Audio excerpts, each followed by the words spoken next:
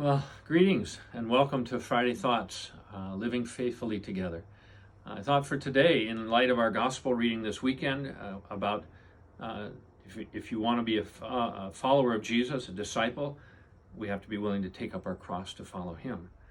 And in light of all that's been going on around us, I've been kind of thinking about this a whole lot.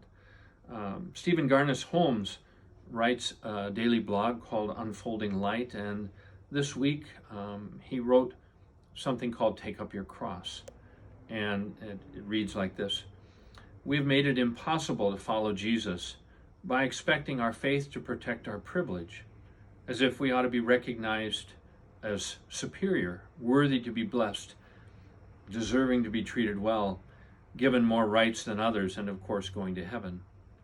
It seems we've turned everything backwards, so selfish, that Jesus stands with those who are outside privilege, denied favor or power for their sake.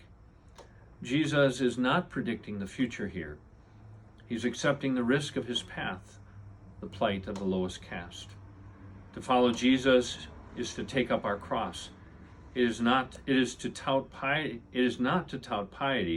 but to stand with the oppressed, to spend our privilege for the sake of those who have none, to resist domination at personal cost. It is to suffer for the sake of justice and healing and life. And the only claim of our faith is not to privilege, but rather to the grace of God." So, I guess I wanted to share a story today. I think I learned a lot about cross-bearing when I had the privilege to do a mission trip to Papua New Guinea back in 1997. It was part of Habitat for Humanity. We went to build houses in the bush jungle of Papua New Guinea. It was part of what was called the Bishops Project in our Michigan Synod. And I was one of 13 who went. It was a great joy and an honor to be in a village where people loved Jesus and but had very little. I stayed with a family. My friend Glenn Dragansky, who was a physician, was with me. He was my roommate. We were given one whole room where a family of 7 all crowded together in another room so that we could have our space to sleep at night.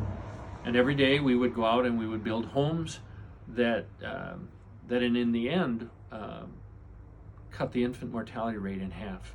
They had an infant mortality rate under the age of 5 of 50%. And for every Habitat house we built, it would cut that in half. It was an amazing experience, like none other. And I could go on for hours, and that's not what this is about. But there is one story I wanted to tell that's related to this cross that I keep in my office. On my very first day, as we started building, I looked out in the morning and saw kids running around the center of the village playing. And as I stopped about 10 in the morning to visit or to have some water and to cool down for a little visit time, a little girl ran up near me. Found out later her name was Conowing. She was 11 years old. And as she came up to get a glass of water, I looked down, and on her leg there was a hole in her leg about that big that went all the way down to the bone. There was another one about the size of a quarter near that, and I could see the veins in her leg where the infection was running between those two sores and then on down to her toes. Obviously she was in pain. There was no bandage or wrapping of any kind, and no ointment to treat that. So when I went up for lunch at noon, I immediately went to my friend, the doctor, and said, "Glenn, you have to see this girl." He said, "That's not why I came on this trip. I don't want to be a doctor during this trip. Why would you put me in this situation?" I said, "Because you have to see her." And after lunch, 1 o'clock, we went down to the house we were staying where he had his doctor bag, and we brought this little girl named Conowing, and he began to treat her. He looked at the leg and he turned to me and he said, "Terry, her leg is only about 10 days from turning to gangrene, and they will have to amputate, and in this bush jungle she will not survive." As a result of that, so every day he would treat her along with hundreds of people from the village and surrounding area that would come because we had a doctor in the village. The end of that 10 days of building time and treating Conowing, when she came the last day, the smaller sore had closed up completely, and the larger one had shrunk to the size of a quarter. And I was privileged to return 5 years later to visit the village again and to build in a nearby village more homes. And one day, as we were celebrating and singing together, I suddenly felt this hand in mine, and I looked over, and here it was, Conowing, as a young woman, now 16 years old, saying, "Do you remember me?" Because she had survived, because we had been there. And so that's part of my story. It wasn't a huge imposition in my life, other than making time to go on this mission trip. It was about noticing someone in need and referring her to someone who had the skills and the ability to do something about it. But as that week progressed, I worked alongside one of the builders, one of the people from the village. I asked him one day, "What's your name?" He said, "Dange." And so he kept saying Dange, and they use a combination language called Pidgin, which is a mixture of German and English. And all week long I called him Dange. On the last day, he gave me this bag called a bilam, and this set of beads that he had woven together as his gift to me.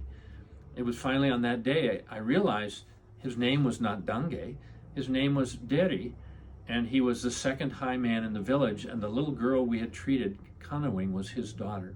And all week long he was simply trying to say thank you for saving his daughter's life.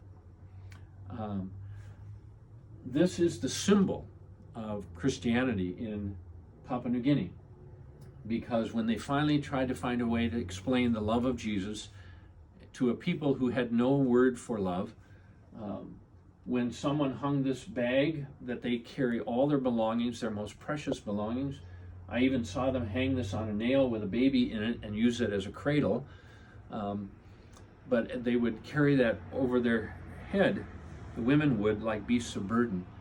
And so one day a missionary hung this on a cross, and finally they understood God loves us means Jesus carries our burdens. And so this now remains in my office as a remembrance of Deri, of Conowing, with a necklace, so that whenever I sit in my office on a daily basis, I look over and see that, and I remember to say a prayer for both Deri, for his daughter Conowing, for the people I met who forever changed my life, as I also believe I changed theirs. And it helps me to understand carrying your cross is about connecting with people in loving, compassionate ways, meeting the needs of one another, and being no better, no worse, but simply sharing the love of Christ in a time of need.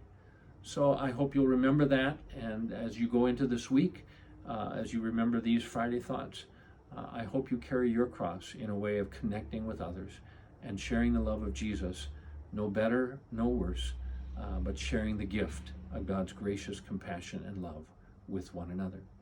So some thoughts for today, and may God bless.